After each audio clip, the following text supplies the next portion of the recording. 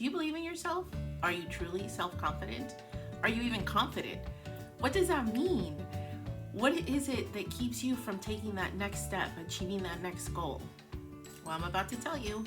Stick around to find out how you can build that self-confidence in a few simple steps a day.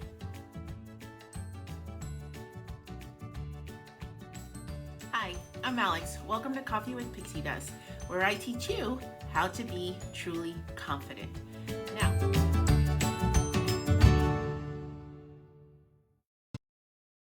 Now, why is that important? Well, confidence is kind of like the backbone of getting everything you want done the way you want it in your life, right? Reaching those goals, reaching that dream life, feeling a certain way, being in a certain place. And for a lot of people, that is really hard. That is not as easy as it sounds, or like the magazines or Instagram or social media tell us, like, oh, have a little self-care, go on a trip and you'll feel like $1,000,000. But really, to be truly confident, there are certain things that you have to do and you have to be aware of to be able to move forward, to grow that confidence, to grow that belief in yourself. So what exactly is confidence, right? Like it's a word that's thrown around a lot. It's a word that we hear a lot, that we're told, oh, you need to be confident. Oh, if you lose 10 pounds, you'll feel really confident. If you just get that promotion, you'll feel really confident. But what is confidence? It's not having all those things.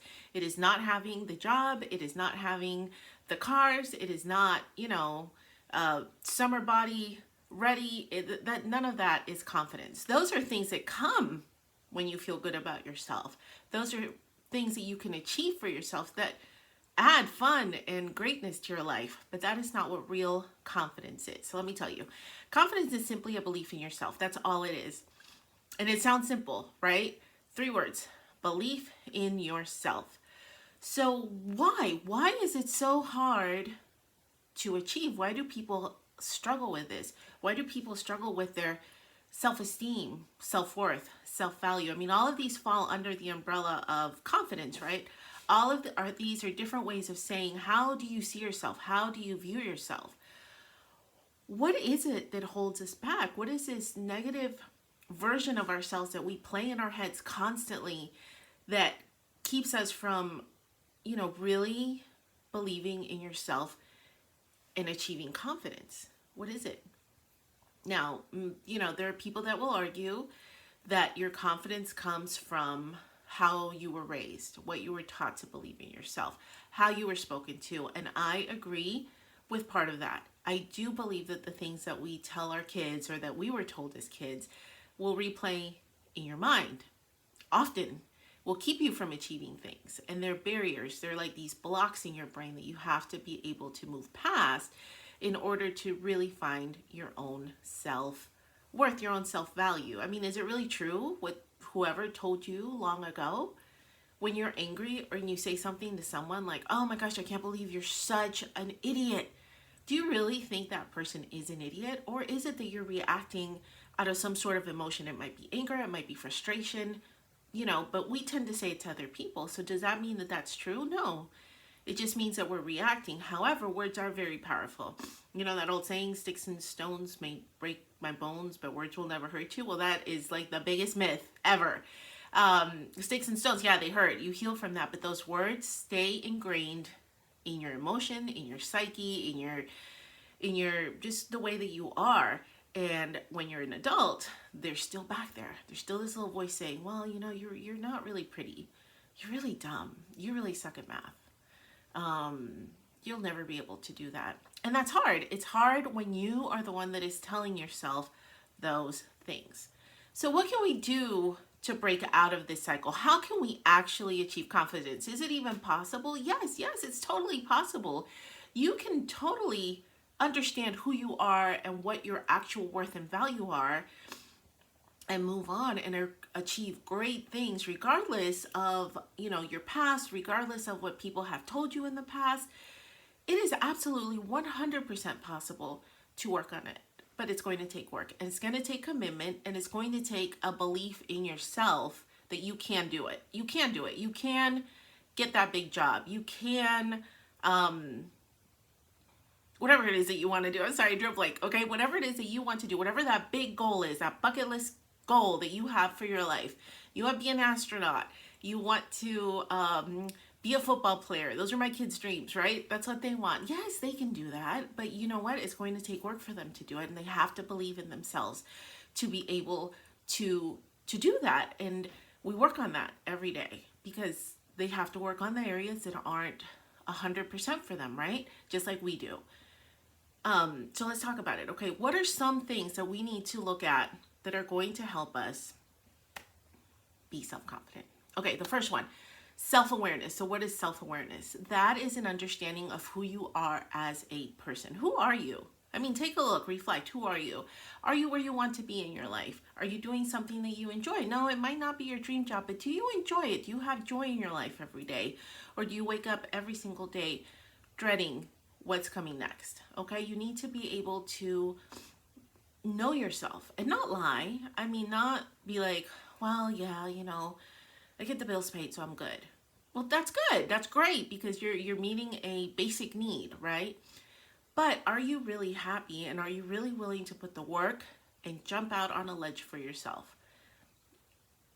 Are you willing to chase, kind of not chase that happiness? You don't have to chase it, but you can work on it, right? You can get promoted, you can look for another job. And please don't misunderstand. I'm not saying job hop to find happiness. That is never going to happen. You can job hop and have 12 different jobs in a year, and you're never going to be happy because you have not taken the time to look at yourself, okay? And it's not about the money that you're bringing in, like, you're bringing in 100K or you're bringing in 5K. What matters is how you feel at that job. What matters is how you feel when you're at work, and that's what I'm talking about. Are you happy at work? Now, it might not be the greatest job, but maybe you really enjoy what you do, and that's great. Then do that. But if you're truly unhappy, then maybe take a look. What are the options? What else can we do? Okay. The second step is self-reflection. So after you have taken inventory of your life, where you are, what you have, what you want, reflect on that. Now, people do this like through nature walks, meditation, but find some time. Journaling is a great way to self-reflect. You write down where you are, what goals you have.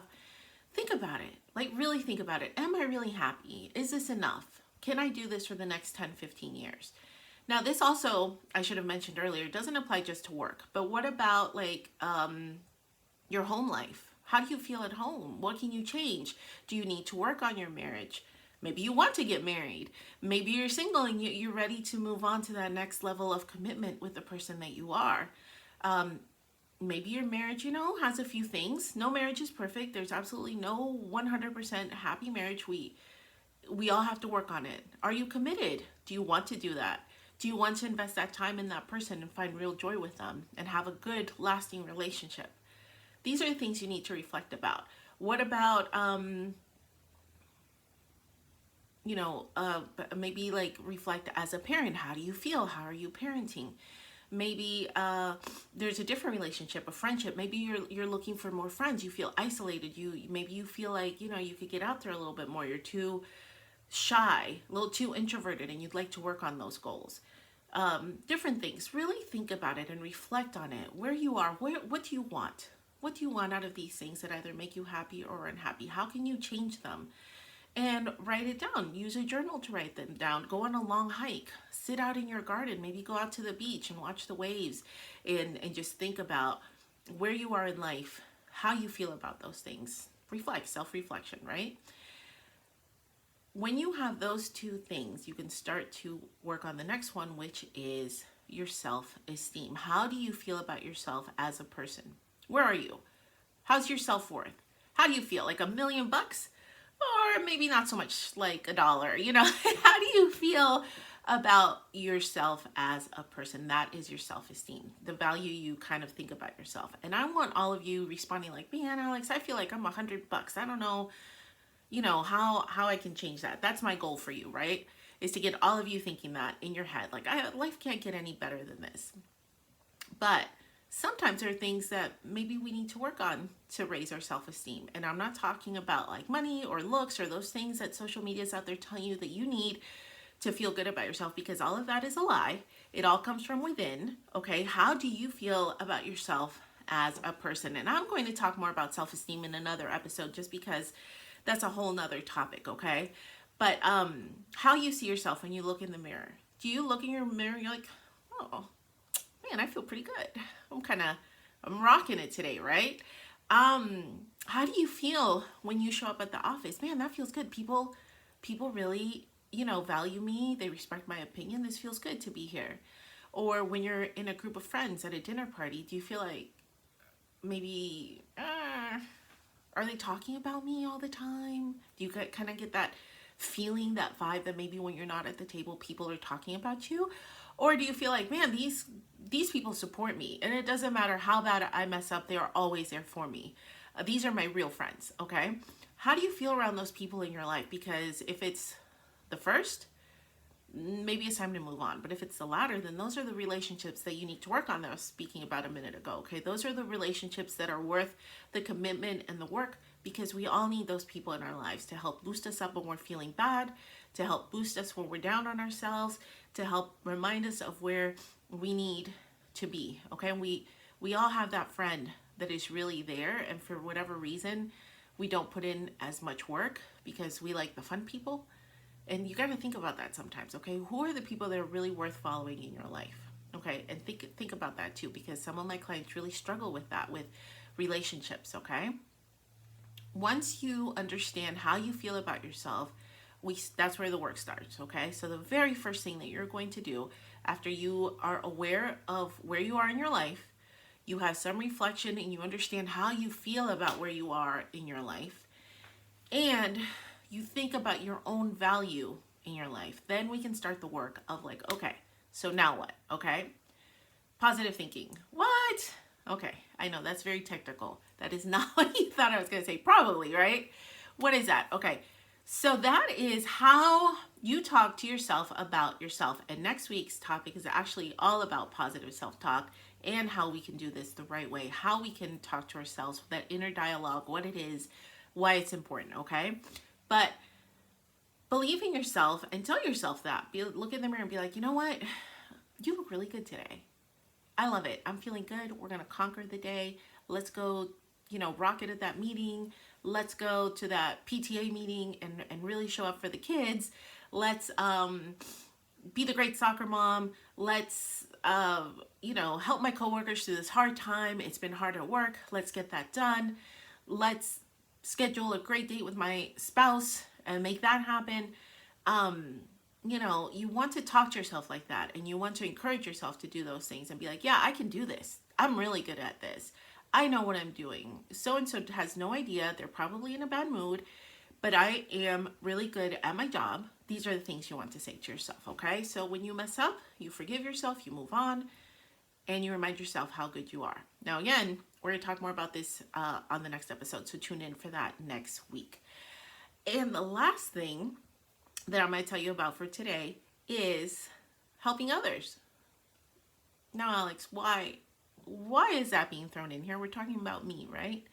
Well, let me tell you, when you are in a position to help others, it actually fires off a lot of feel-good things in your brain, and your confidence goes up. One, because you're able to help someone else. Two, because you realize that you are probably in a better position. And I don't mean that like in a weird, like snotty kind of a way, okay? What I mean is that you're in a good position in your life. You're stable. You can help someone out, okay? And that feels really good when you realize that about yourself, because you're not falling into this whole social media or what others at work might have said to you or whatever. You realize for yourself, hey, I'm doing pretty good, okay?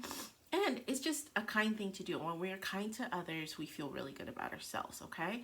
Your confidence goes up because you value yourself more, because you're taking the time to help others. So don't think that helping others isn't really part of confidence, because it's actually a really huge part. And I'll talk more about that at a future time. Now, guys, I've kind of like gone through this, and there's so much more detail to these things. This is like a very basic overview of what they are. I'm going to link a blog post that I wrote on all of these things that goes into more detail and gives more examples on how you can do those. If at that time you still are not clear, schedule a call completely free. I will help you with identify one thing holding you back from feeling confident. I'll actually give you the tips and tools to break through that, show you how to do it, and then we'll see what happens for that after that. Okay, so 2 free resources for you: the blog post, the free call. I will link all of that in the descriptions. And as always, I'm wishing you a happy week. I'll see you here next week. You bring the coffee, I'll bring the pixie dust, and we will get confident together. Bye.